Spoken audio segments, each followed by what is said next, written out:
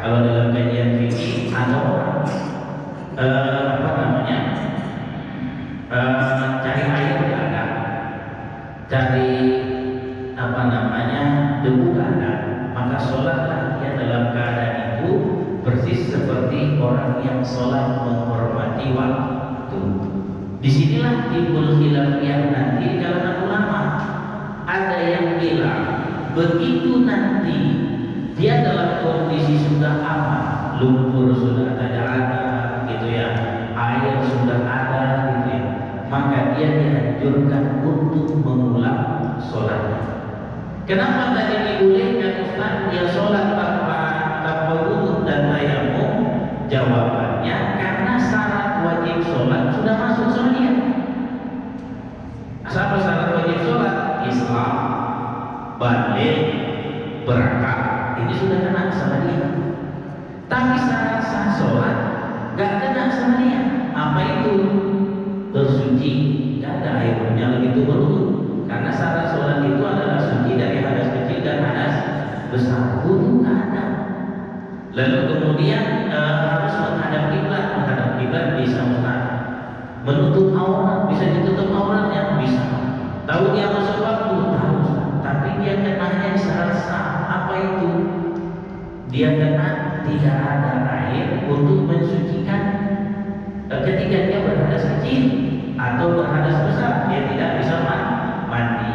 Maka begitu dia sudah dapat air, kondisinya sudah nyaman, maka dianjurkan buat dia untuk mengulang sholat. Tapi ada juga dalam pandangan ulama mazhab Imam Syafi'i, tidak perlu lagi dia untuk mengulang sholatnya. Kenapa dia tidak perlu lagi untuk mengqadha sholatnya? Karena dia melakukan sholat sesuai dengan kesanggupannya. Memang itulah sanggupnya ketika itu. Kalau nggak kayak gitu nggak bisa, maka dia dianggap sholatnya diterima oleh Allah Subhanahu wa Ta'ala.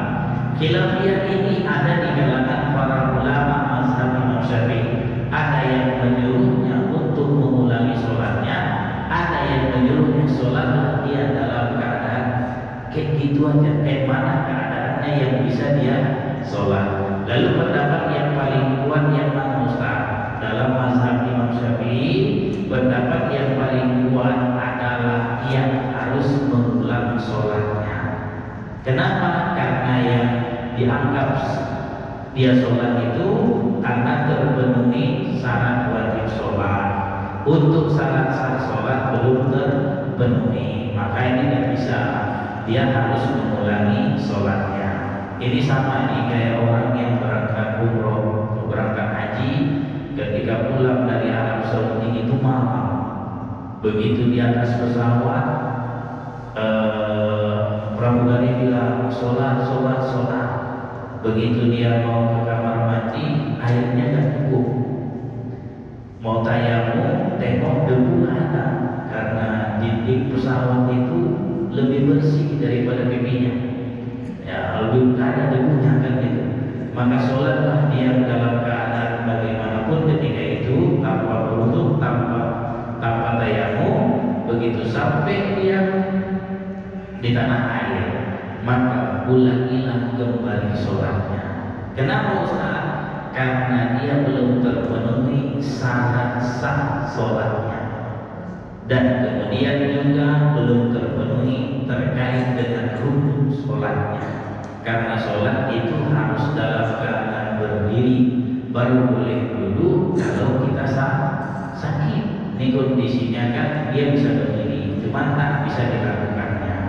Nah baik, kita kembali lagi ke cerita banjir. Bolehkah menyalurkan zakat kepada korban banjir? Ini ditanya oleh banyak orang nih, karena kondisi orang kan berangkat ke Aceh Tamiang, banyak melihat kejadian-kejadian yang luar biasa. Ada orang yang sedang dalam keadaan kesusahan, dan itu ya susah kali, rumahnya udah hancur, atau misalnya udah sulit lagi lah karena melihat banyaknya lumpur itu diperbaiki sulit, tapi suruh pindah tidak mau. Mereka butuh terkait dengan kehidupannya. Nah, katakanlah ketemu Ramadan,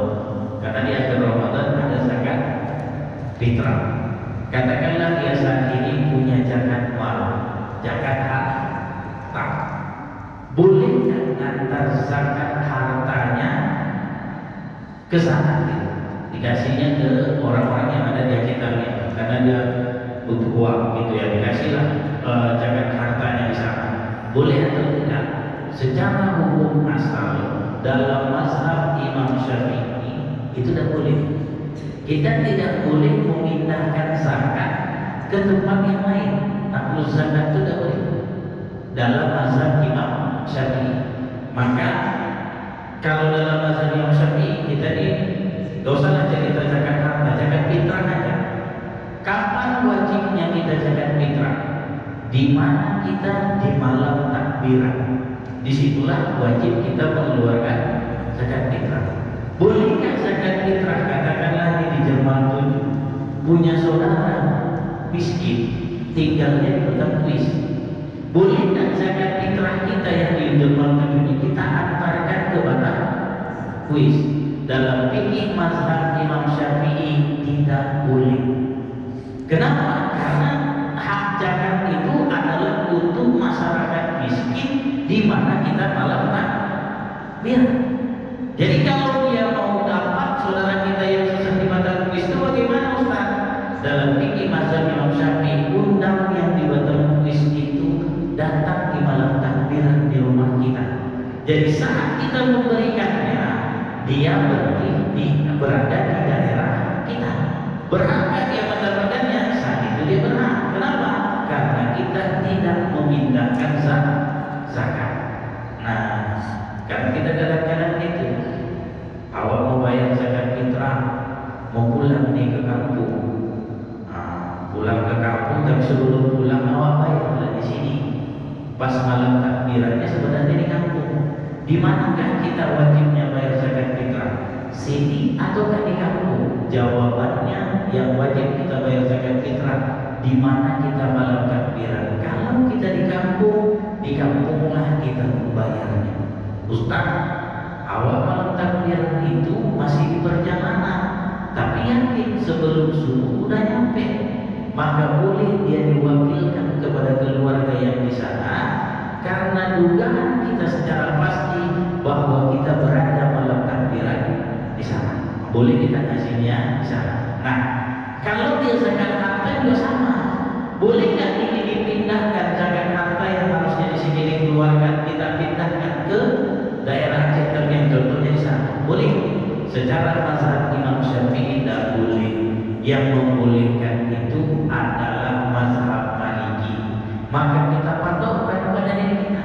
Tunaikan zakat harta ini di Aceh Tamiang dengan mengikut apa yang diatur dalam mazhab Maliki. Tidak boleh kita menyatakan secara mazhab Syafi'i. Kenapa? Karena Imam Syafi'i menyatakan tidak boleh zakat fitrah, zakat itu dipindahkan oleh. Tidak boleh zakat itu dipindahkan di mana kita berada. Jadi di saat ini kita di Jerman 7, ya zakat harta itu harus dibagikan kepada orang yang ada di sekitar sini. Tidak boleh dipindahkan keluar. Itu yang dijelaskan oleh Abu Bakar Sa'do dalam kitab Kifayatul Ahya. Annal qawla bin naqli yujadu fi mazhabil Imam Syafi'i wa yajidu taqliduhu wal 'amalu bi muqtadahu. Pendapat pemindahan zakat dari satu daerah ke daerah lain ada dalam mazhab Imam Syafi'i dan boleh mengikut pendapat ini dan mengamalkannya. Imam Abu Bakar Sa'do ini sebenarnya mengikut mazhab Maliki. Mazhab Maliki boleh memindahkan zakat. Mazhab Syafi'i secara hukum asal dinyatakan tidak boleh. Jadi tidak boleh kita pindah-pindahkan. Hukum yang disepakati oleh mazhab Syafi'i tidak boleh. Di mana kita berada, disitulah kita membayarnya. Kalau ada yang pengen memindahkan itu, maka ikutlah dia mazhab Maliki. Sebenarnya ada lagi mazhab Abu Hanifah, mazhab Hanafi. Maka dalam mazhab Imam Syafi'i, bolehkah kita bayar zakat fitrah pakai transfer? Jawabannya secara mazhab Imam Syafi'i tidak boleh. Kenapa? Karena lokasi kantor itu tidak satu daerah dengan kita. Misalnya ada lembaga amil zakat, kita bayarnya karena zaman sudah canggih kita transfer aja. Kalau kita berpegang dengan mazhab Imam Syafi'i, tidak boleh. Tapi kalau kita berpegang dengan mazhab selain mazhab Imam Syafi'i, dinyatakan boleh.